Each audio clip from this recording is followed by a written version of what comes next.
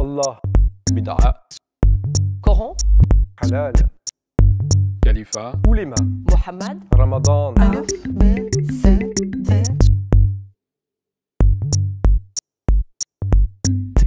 Pierre Laurie, je suis directeur d'études à l'école pratique des hautes études à la section des sciences religieuses et spécialiste en islam médiéval. Alors le mot imam, étymologiquement, signifie celui qui marche devant dans une caravane. C'est le chamelier qui est tout au début de la caravane. Dans le Coran, imam désigne le rôle des grands prophètes, Abraham, Moïse. Ce sont eux qui dirigent leur communauté.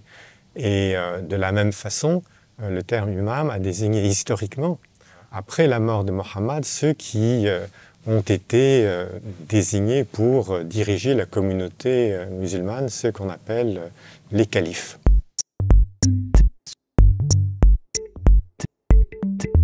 Alors le terme imam, dès les premiers siècles de l'islam, a désigné aussi celui qui dirige la prière rituelle. On sait en effet que les musulmans pratiquent une prière collective où chacun doit accomplir les mêmes gestes et dire les mêmes formules en même temps. Et pour éviter le chaos et la cacophonie, on a affirmé qu'un homme devait se placer devant tous les autres et c'est lui qui initiait les gestes et en fonction de ses gestes à lui, tous les autres lui obéissaient pour ainsi assurer l'harmonie. Et celui qui devenait imam n'était pas forcément un grand savant, c'était quelqu'un qui devait être respectable avant tout, qui bien sûr connaissait le Coran, qui connaissait le rituel et qui était placé là parce qu'on se considérait aussi que moralement il était aussi le modèle pour la petite communauté locale des pratiquants.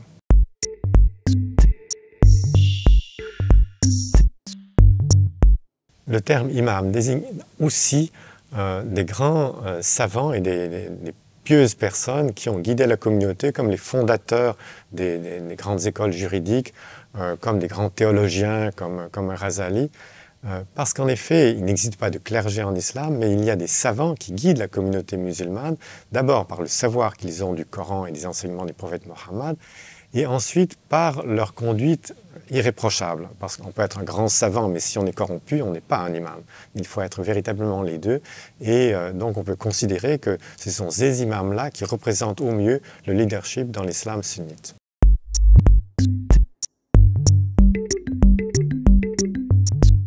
Le terme imam dans le chiisme a une signification qui est totalement différente. Le point de départ du chiisme, c'est de dire que Dieu n'a pas laissé la communauté musulmane sans chef.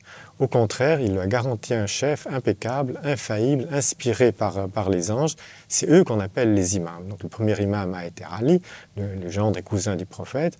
Et les 11 imams qui ont suivi Ali, qui sont les guides infaillibles pour la communauté chiite, sont des êtres qui sont véritablement inspirés divinement. Donc c'est quelque chose qui est radicalement différent de l'appellation de imam dans le sunnisme. On est sur un registre qui est tout à fait autre. Les imams sont véritablement les continuateurs de la prophétie dans le chiisme.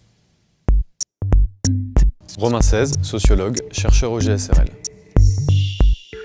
Cheikh Bentounès, président fondateur du Scout musulman de France. En France, comme dans les pays à majorité musulmane d'ailleurs, les imams ont diverses fonctions. Ils dirigent les 5 prières quotidiennes, ils prononcent le prêche du vendredi, ils remplissent diverses fonctions rituelles à l'occasion des fêtes religieuses, des naissances, des mariages, des conversions, des décès. Ils ont également une fonction de conseiller, puisqu'ils sont régulièrement sollicités par les fidèles qui redoutent par exemple qu'un aspect de leur vie soit peu conforme aux prescriptions religieuses et qui souhaitent bénéficier d'un avis informé. Les fidèles peuvent également le solliciter pour intervenir dans la médiation de conflits interpersonnels. Et enfin, les imams ont aussi une fonction d'enseignant dans les nombreuses mosquées qui dispensent des cours d'arabe ou des cours de religion. Ils peuvent en outre dispenser des conférences ou animer des cercles de discussion. Mais l'imam avant tout, c'est le médiateur. C'est celui qui fait la cohésion de la communauté des fidèles et qui l'aide à mieux vivre sa foi, à mieux la partager, tout en allant vers l'action du bien, ce qu'on appelle le bel agir.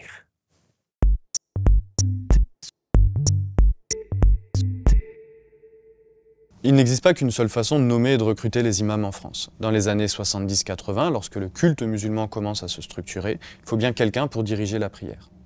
Or, il existe rarement du personnel formé à cette fin, et des fidèles vont donc émerger comme imams par nécessité pratique, mais sans en faire leur métier, puisque par ailleurs, ils en ont déjà souvent un. Cette pratique bénévole de l'imama tend à se reproduire dans les petites mosquées ou dans les salles de prière qui n'ont pas les moyens, qui n'ont parfois pas non plus l'envie de professionnaliser leur culte. Dans les mosquées plus grandes, celles qui accueillent un public plus nombreux, là où les services s'étoffent, le culte musulman tend à se professionnaliser. Les imams peuvent être des jeunes venus d'un pays musulman, où ils ont souvent reçu une formation en sciences religieuses, mais sans néanmoins trouver d'emploi, et qui, en France, vont rencontrer, plus ou moins opportunément, des débouchés. L'imam pourra également être un professionnel, détaché depuis la Turquie ou les pays du Maghreb avec lesquels l'État français a contractualisé des accords de détachement. Dans ce cas-ci, il s'agira de professionnels, formés, rémunérés, qui disposent normalement d'un contrat de travail et qui exercent leur magistère à plein temps. Reste enfin le cas des imams français, ils sont beaucoup moins nombreux. Il faut savoir que la quasi-intégralité des imams en France sont étrangers ou sont des personnes qui ont été naturalisées tardivement.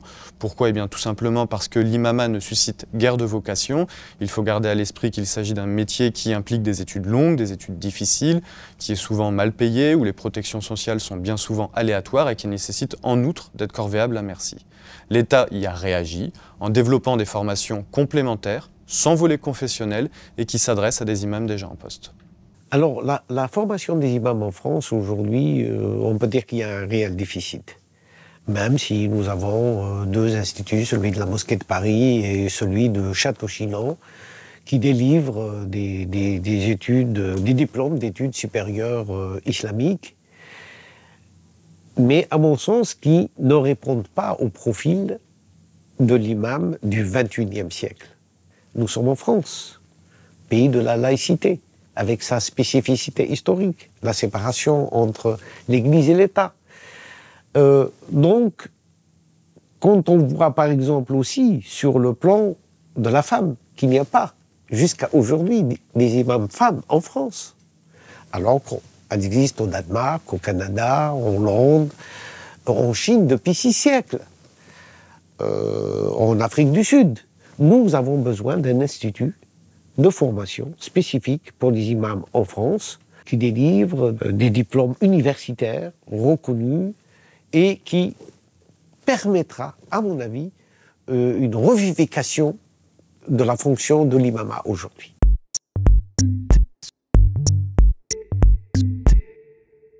Les rapports de la puissance publique aux imams sont tributaires d'un présupposé. L'État a tendance à voir dans l'imam l'équivalent d'un prêtre qui contrôlerait sa paroisse, oubliant qu'il est concurrencé par d'autres acteurs au sein même de sa mosquée, en son dehors, avec Internet par exemple, et que les rapports des musulmans à leur religion s'individualisent.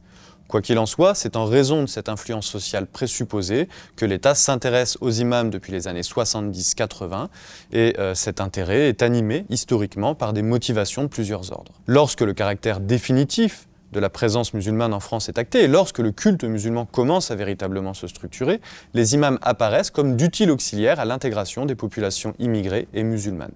La charte du culte musulman de 1995 en est révélatrice, puisque en plus de la direction du culte, les imams devraient être les fers de lance d'une religion civile intégrable. Et c'est de ces débats que naît le discours sur l'islam de France, que l'État s'efforce de faire advenir au moyen d'une série de leviers indirects. Par l'externalisation du recrutement et de l'encadrement des imams qui est confié à des États d'outre-Méditerranée, par la création de formations pour imams, ainsi que, à certains égards, par la création du Conseil français du culte musulman, le CFCM. Depuis le mi-temps des années 2010, le tropisme sécuritaire est revenu en force. Avec le développement de la menace djihadiste, l'État s'est investi dans la prévention de la radicalisation. Or, celle-ci supposait que la société civile s'implique aussi dans la diffusion des valeurs dites républicaines.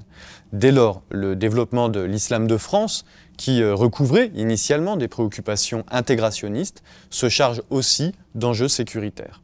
Et donc l'État a renforcé l'ensemble des moyens originellement mis en œuvre pour faire advenir cet islam de France. La multiplication des diplômes universitaires pour imams, la volonté de tarir les flux, les financements étrangers, mais aussi en renforçant les relations avec les autorités religieuses, avec la création de l'instance de dialogue avec le culte musulman.